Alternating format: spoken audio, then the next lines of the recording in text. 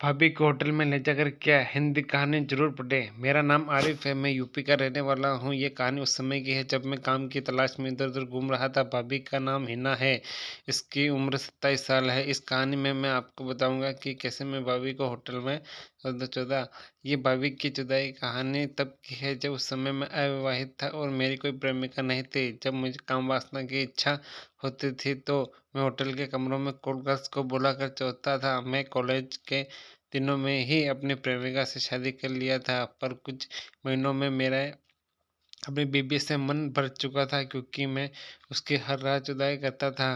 बीबी से उब जाने के बाद मैं रंडियों को छोड़ना शुरू कर दिया, लेकिन फिर भी इन सब के बाद मैं अपनी देसी भाभी के साथ सेक्स करना चाहता था। मेरी भाभी को बड़े बड़े रहने वाले आदमी पसंद थे। ये मुझे तब पता चला जब गलती से भाभी ने अपना लैपटॉप खुला छोड़ दिया था और बाजार चली गई थी। मैंने देखा कि लैपटॉप में गंदी फिल्मों का भंडार पड़ा है। तब मुझे लगा कि भाभी अंग्रेजों के लंबे मोटे प्लांट को देखकर उनकी चोट को सहलाती है। मैंने भाभी को ब्लैकमेल किया और कहा कि तुम्हें मेरे साथ सेक्स करना होगा, नहीं तो मैं बड़े भाई को तुम्हारी असलियत बता दूंगा।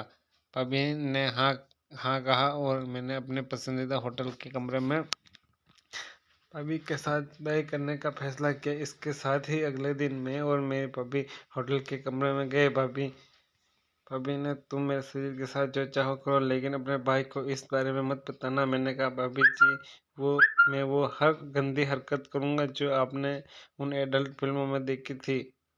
भाभी, ओह माय गॉड, आपने कहा था कि हमारे बीच होगा, फिर आप किस पोजीशन को क्यों शामिल कर रहे हैं। मैंने कहा भाभी, आपकी आन ज़्यादा मत फुलाओ और चुप रहो, चुप बैठो रहो।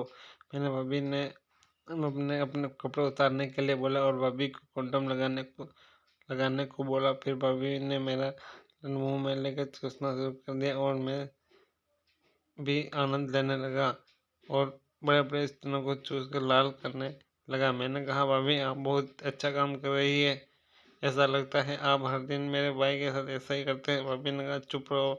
इसलिए उसको चोदने में मुझे मज़ा आने लगा। इसके बाद मैंने भाभी को नाचने के लिए बोला। फोन के जरिए मैंने कुछ अश्लील गाने चला दिए थे तो भाभी ने घूम घूम कर और ठुमक ठुमक अपने गाने को हिला हिला कर नाचने का प्रदर्शन करने लगी। इस दौरान मैं भी उत्साहित हो रहा था। भाभी बिना कपड़ों के अपने बड़े स्तन हिला कर मुझे दिखा रही थी। भाभी को ऐसा नंगा नाच देख कर मुझे तो अजीब लग रहा था, पर मेरी अंतर्वासना और भी बढ़ती जा रही थी। जोश में मैंने अपनी भाभी को करीब खींचा और उन्हें कोड़ी बनाकर चलना शुरू कर दिया। कुछ ही देर में मेरी नंद की गहराई में खो गई और उसने अपनी गुलाबी जगह से पानी को छोड़ना शुरू कर दिया। तभी मैंने मम्मी को लंच चाटने को बोला और जबरदस्ती के बाद भाभी मान गई और लंच से निकलने वाला पानी भी अभी पी गई। और इसके बाद फिर हम ऊपर एक दूसरे के ऊपर लेट गए। फिर मैंने भाभी को सीधा किया और पीछे से जोर से धक्का करना शुरू कर दिया। भाभी और मुझे को मज़ा आने लगा। वो भी हम एक दूसरे को चूमने और चाटने लगी। भाभी की गांड में कुछ जोरदार थप्पड़ मारी और उनकी चोट ने भी हार मानकर पानी छोड़ दिया। कुछ देर बाद भाभी की गांड जुदाई और करने के बाद मैं भाभी अपना माल कंडम में छोड़ दिया। इतनी जुदाई की वजह से भाभी थक गई थी।